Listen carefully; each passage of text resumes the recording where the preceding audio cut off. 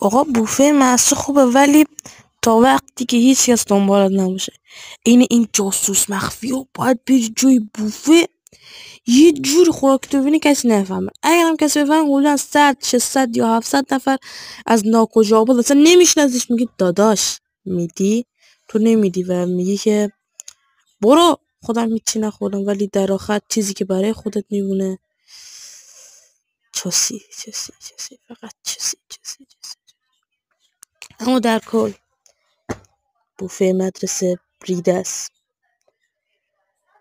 وقتی هم حتی میری ساندویچ بگیری یا یه چیزی میگه تموم کردیم و تو اون لحظه میگی که خب داداش این بوفه نداشت، تو هم میگه نه، تو هم مجبور میشی 100 نفر خبر کنی بیفته دنبالش. خدا حافظ. نو حتی جمله طلای لایک و ساب یادت نره اصلی من فعلا. خدا حافظ.